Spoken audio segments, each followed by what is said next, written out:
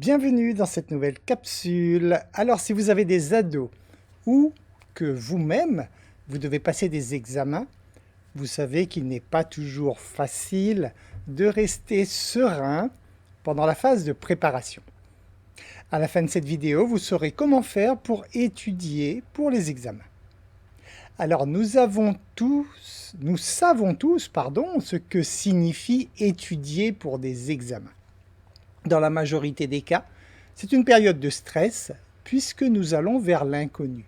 Vous savez que la plus grosse peur de l'être humain est la peur de l'inconnu. Donc comment faire pour mémoriser toutes ces informations et être en mesure de les restituer le jour de l'examen? L'un des principaux problèmes auxquels les étudiants sont confrontés lorsqu'ils doivent étudier pour des examens est qu'ils manquent souvent de temps. Tout simplement parce que ça n'a souvent pas été anticipé, ils ont trop attendu et après effectivement ça fait une masse énorme de travail pour un temps très réduit. Et donc ça peut être vraiment frustrant. Un autre problème en fait est qu'il peut être difficile de se motiver également à étudier quand on n'a pas le bon état d'esprit. Donc pour pouvoir étudier sereinement, il faut donc être serein. Voyons voir comment faire donc pour étudier pour les examens.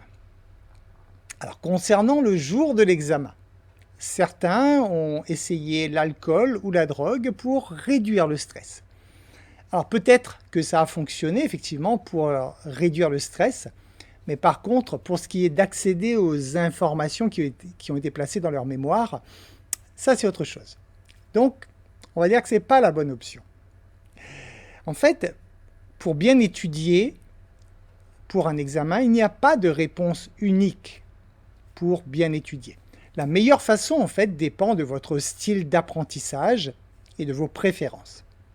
On va quand même voir ensemble qu'il y a des conseils généraux qui peuvent vous être utiles pour faire que cette phase se passe la mieux possible.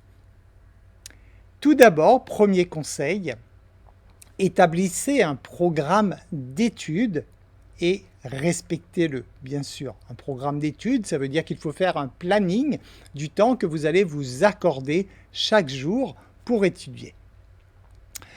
Donc notez ce temps sur un calendrier, bien sûr, définissez bien ces créneaux que vous allez vous réserver pour cela et naturellement, tenez-vous à respecter ces créneaux que vous vous êtes engagé à mettre en place. Ensuite, commencez par évaluer vos points forts et vos points faibles. Par exemple, si vous avez du mal à gérer vos émotions, faites un travail dans ce sens pour éviter en fait de perdre tous vos moyens le jour de l'examen. Il y a bon nombre de personnes qui ont de bonnes capacités d'apprentissage, mais qui gèrent très mal leurs émotions. Donc, avant l'examen, elles ont vraiment pris connaissance de tout ce qu'elles devaient savoir. Et le jour de l'examen, ce sont les émotions qui prennent le dessus et il n'y a rien qui sort ce jour-là. Donc, tout le travail est réduit à néant à cause d'une mauvaise gestion des émotions. Donc, c'est à vous de vérifier si vous devez travailler plus sur la gestion des émotions ou si vous devez travailler plus sur le côté apprentissage. Deuxième conseil, veillez à bien dormir, bien sûr, et à manger des aliments sains. Alors, il y a des aliments qui favorisent la mémoire, bien sûr. Ce sont généralement ceux qui sont riches en antioxydants et en oméga 3. Donc, vous avez les baies, les noix, le poisson, par exemple, ou alors vous avez des compléments alimentaires également, surtout essentiellement pour les oméga 3 et également les antioxydants. À vous de consommer effectivement de bons aliments riches en antioxydants. Troisième conseil, étudier par petites période. Au lieu d'essayer de tout emmagasiner dans votre cerveau en même temps, pendant des heures d'affilée, il va falloir couper cela. Selon une étude, le rendement optimal pour un être humain, c'est en fait 52 minutes de concentration et 17 minutes de pause. Voilà, c'est un grand échantillon de salariés qui ont été identifiés à faire cette étude en fait, et on s'est aperçu que voilà, le temps parfait pour avoir le meilleur rendement possible en fin de journée, c'est donc respecter ces 52 minutes plus 17 minutes de pause. Ensuite, apprenez surtout à décortiquer l'information en morceaux qui vont être faciles à gérer. Et à ce moment-là, concentrez-vous sur un seul morceau à la fois. Donc ne cherchez pas à apprendre bêtement, bien sûr, hein, mais coupez cela en petits morceaux pour que vous puissiez vraiment mémoriser chaque morceau de ce que vous avez à apprendre. Répétez également l'information à voix haute, si possible, c'est beaucoup mieux, ou alors mentalement, au minimum 3 fois.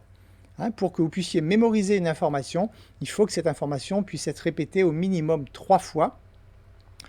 Lorsque vous répétez ces informations, donc 3 fois de suite, à ce moment-là, vous créez en fait une encre mentale ou alors un indice de mémoire qui vous aidera en fait à vous souvenir de cela plus tard. Vous créez en quelque sorte des circuits neuronaux. Hein, donc comment dire ça, vous allez regrouper en fait hein, au niveau de vos neurones tout simplement, hein, vous allez créer des circuits identiques à travers la répétition, et c'est en créant ces circuits neuronaux que vous allez donc maintenir cette information en mémoire. Le sixième point, le sixième conseil, donc associer les informations que vous cherchez à mémoriser à des images ou alors à des moyens mnémotechniques. Vous savez que votre inconscient fonctionne à travers des images mentales. Pour que vous puissiez enregistrer ces informations dans votre inconscient, il va falloir y associer des images. Lorsque vous ferez cela, dans la mesure du possible, si vous pouvez également y associer des émotions, c'est parfait. Hein, c'est comme ça qu'un souvenir hein, reste ancré en vous. C'est lorsque vous mémorisez une information et que celle-ci est associée à des émotions. Donc à vous de visualiser cette information hein, sous forme d'image mentale et en même temps de ressentir en fait, hein, puisque c'est important lorsque vous visualisez de chercher à ressentir. C'est toujours en fait la prise de conscience qui est à la base de tout. Donc lorsque vous cherchez donc à retenir des informations, les informations que vous cherchez à mémoriser, vous cherchez en même temps en fait à ressentir une émotion en même temps que vous faites ce travail. Le septième conseil, c'est d'utiliser des cartes flash en notant des mots-clés ou alors d'autres outils également pour réviser régulièrement la matière que vous avez à apprendre, c'est-à-dire un résumé de ce que vous avez à apprendre. Hein. Donc vraiment en faisant ressortir les mots-clés que vous notez sur des fiches et vous révisez régulièrement ces fiches pour, après il vous sera facile de broder entre ce qui est important, c'est de retenir l'idée principale. Le huitième conseil, si vous avez la possibilité d'avoir une photo de l'endroit où vous allez passer votre examen, par exemple, l'idéal, c'est de pouvoir regarder cette photo régulièrement afin de vous projeter mentalement, afin de visualiser l'endroit où vous allez être. Une fois de plus, pourquoi? Tout simplement pour retirer cette peur de l'inconnu. À partir du moment où vous vous serez identifié à cet endroit, tous les jours, le jour où vous allez vous présenter, ce ne sera plus une nouveauté, ce ne sera plus l'inconnu. Et dans ce cas, vous allez à ce moment-là générer beaucoup moins de stress. Quelle que soit l'importance de l'examen que vous passez, il y a un point capital, c'est de ne pas vous attacher à son résultat. Alors c'est un concept qui n'est pas évident à comprendre. Vous devez intensément désirer obtenir bien sûr cet examen, parce que sinon il n'y a aucun intérêt que vous le passiez.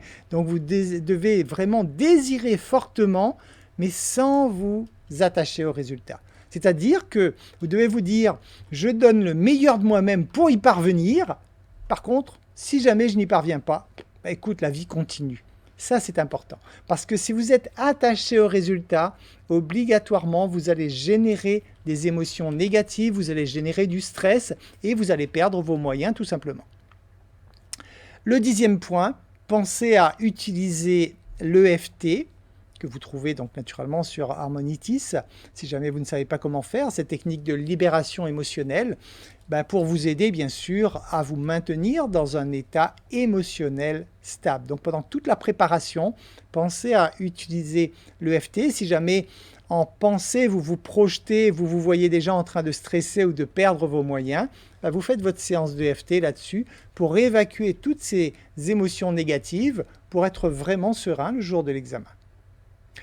J'espère que ces conseils vous seront utiles et que vous pourrez préparer correctement vos examens et les réussir haut la main.